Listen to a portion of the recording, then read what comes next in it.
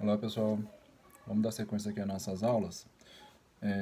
Essa aula, especificamente falando dela, é uma aula é, complementar, tá, em relação às aulas de sistema respiratório e, e sistema cardíaco, desculpa, sistema circulatório. É porque a gente vai fazer um adendo aqui sobre a interpretação radiológica do tórax e dos arcos costais. Por quê? Este é o principal exame de qualquer centro de diagnóstico por imagem.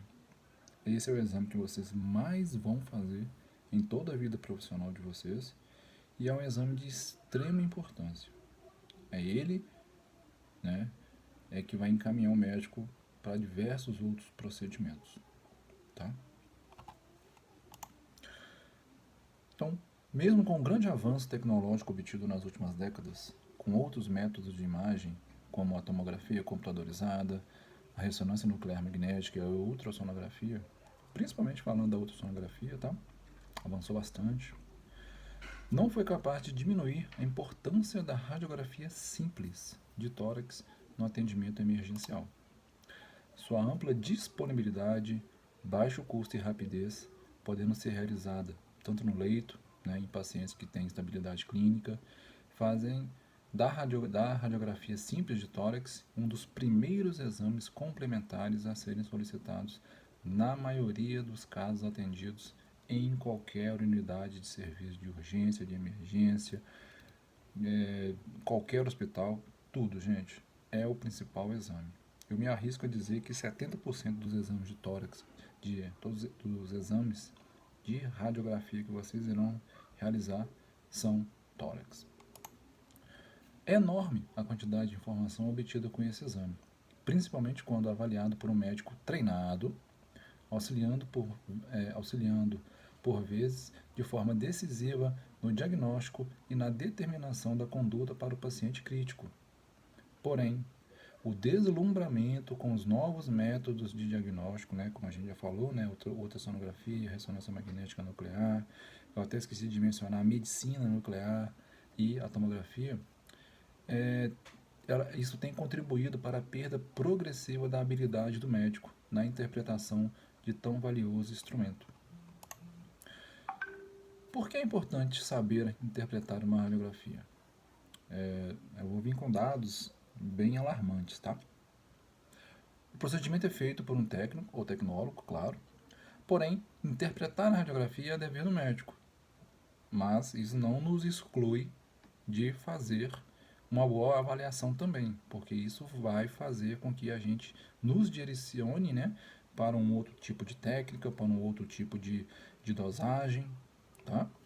Mas olha só, de acordo com dados do Conselho Regional de Medicina do Estado de São Paulo, a CREMESP, cerca de 80% dos médicos, isso é o conselho, tá?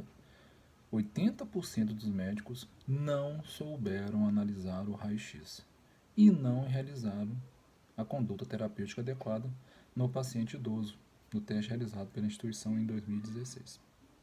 Então, olha só, 80% dos médicos não souberam ler um simples raio-x de tórax. Tá? O resultado preocupa, principalmente porque os procedimentos adotados eram básicos, de baixa complexidade. Foram abordados casos clínicos comuns como crise de hipertensão e doenças respiratórias. Mesmo que existam exames mais modernos, o raio-x continua sendo bastante utilizado, ainda mais em unidades básicas de saúde. Ele também tem poucas restrições de uso, no caso, né, só mesmo as mulheres grávidas ou pessoas sensíveis à radiação, e um custo relativamente baixo. Então, pessoal, longe dos grandes centros, né, nas regiões metropolitanas e até mesmo nas cidades mais afastadas, né, das capitais, a probabilidade de existir um tomógrafo ela é mínima. Né? Então, a habilidade do médico para ler um simples raio-x de tórax é fundamental. Isso é a gente falando da sobrevida mesmo do paciente, sabe? Não vai ser incomum o médico vir até vocês e perguntar: e aí? o que vocês estão vendo, tá? Então, cuidado. A anatomia do tórax. Para uma interpretação adequada da radiografia de tórax, é necessário que sejam consideradas todas as estruturas, desde a pele até as mais profundas. Por isso a minha introdução lá no início, tá? Então a gente precisava ver sistema respiratório, precisávamos ver sistema circulatório, para depois entrar na anatomia radiológica da região torácica, tá? Então olha só, aqui eu tenho uma análise bem sucinta, tá? Parece muita coisa, mas é bem sucinta da região torácica, tá?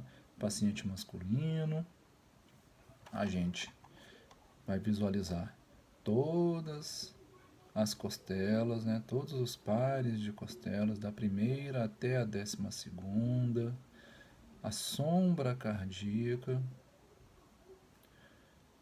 o afastamento, né, das escápulas, neste caso a escápula direita, a escápula esquerda, a identificação do exame, né, lado direito do paciente identificado, toda a parte pulmonar tem que estar presente na imagem, né, desde o ápice pulmonar até aqui o seio costofrênico, que é essa voltinha aqui, tá? Aqui eu tenho os grandes vasos, né? E a bifurcação da traqueia, tá? Eles acabam ficando sobrepostos aqui, ok? Na sombra cardíaca, né, eu vou ter o átrio direito, o átrio esquerdo, o ventrículo direito e o ventrículo esquerdo. Aqui para baixo eu vou ter o diafragma, que vai separar, né, tudo que é da cavidade torácica para cima e tudo que é da cavidade abdominal para baixo. Aqui eu tenho as duas clavículas, tá bom? É bem aqui.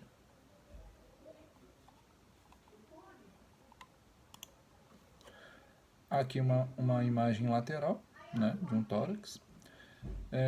Geralmente, né, a anatomia a gente tem que fazer a radiografia do tórax do lado esquerdo, né, porque 2/3 do coração ficam do lado esquerdo.